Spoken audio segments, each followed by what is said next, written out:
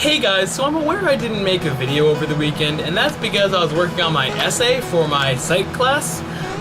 Fun fact, I wrote my essay about Friday and why Friday the song is popular, so I thought I would read it for you guys. So here you go, and I promise it's not just gonna be a video of me reading it, it's gonna be cooler than that. Okay, let's go! Alright! Those who grew up before the advent of modern technology have criticized those who achieve popularity via these means, and the younger generation who make them popular. Some say that people today achieve fame who would never have done so a decade or two ago. This may be true, but in defense of the technically savvy generation, I posit that the current phenomenon of instant stardom is, in fact, related to an old principle, that of mere exposure, first proposed by Gustav Fenscher in 1876. As a person who makes videos on the video sharing website YouTube, I know how crucial it is to one's success on the site to develop a faithful audience that will return to watch several videos in a row. This is why, oftentimes, those who succeed on the site are often those who promote community interactions through the use of contests and other events, giving their viewers a sense of belonging. With the use of inside jokes and other similarly repeated stimuli, one may be able to get an audience to stay tuned in for longer than more than one video. One may find that whether or not one is infatuated with a video or video series from the start, through repeated exposure, one tends to find that they become fonder of the video or video maker. This can be seen in reference to Rebecca Black's song, Friday. Friday has been infamous for being one of the worst songs in recent months. However, it was heard more often than the popular songs of the time due to the fact that people often played it to mock it. Rebecca Black, the featured artist in the song, had become an overnight sensation due to the power of social networking sites such as Twitter, Facebook, and Tumblr, on which people spread the song faster than a virus. Eventually, people began to find themselves hearing the song on a daily basis, if not more often. Some school systems even played the song over the intercom system on Fridays.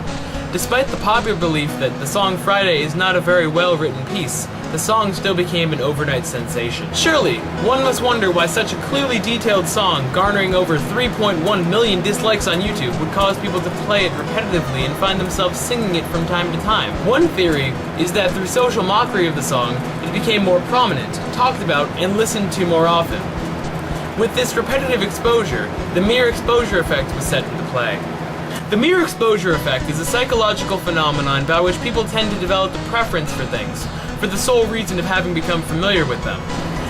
Through the overexposure of Rebecca Black's song, for example, people found themselves strangely drawn to its catchy tune, although they may have despised the song originally, leading them to the sharing of the song. Naturally, this pattern continued until a large number of people had been exposed to the phenomenon. The video's most recent view count is an amazing 167 million views. In the 1960s, Robert Zajonc performed a series of experiments which demonstrated that highly rated stimuli were those which were more familiar to the subject rather than those which had not been presented before. In the actual experiment which he did, Americans were presented with Turkish words that they would not have known the meaning of. The participants were made to repeat more words than others, and in a following questionnaire they rated the words that they had repeated numerous times more highly than others. One counter-argument to the mere exposure effect is that oftentimes the stimuli with which people prefer to become more frequently exposed is already desirable. Clearly this is not the case in the aforementioned song. However, many other instances exist to negate this argument. For example, one may find that the letters in one's name seem more attractive than the other letters of the alphabet. For me, R and S seem much more appealing than T and G, though that is not the case for all of us. The mere exposure effect is not limited to concrete stimuli of which we are previously fond. For example, when Lady Gaga first hit the charts in 2008, she was unknown as an artist. People wondered how such a strange personality could be so popular, and oftentimes, it was questioned how long her fame would last. However, after 3 years, she's still going strong, leading the music industry. Known for her abnormal fashion sense and persona, she is often recognized for her unconventionality.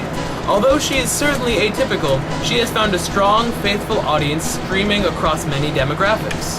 One may be curious as to how such a strange artist was able to weave her way into the fabric of popular music and become as notable as she now is.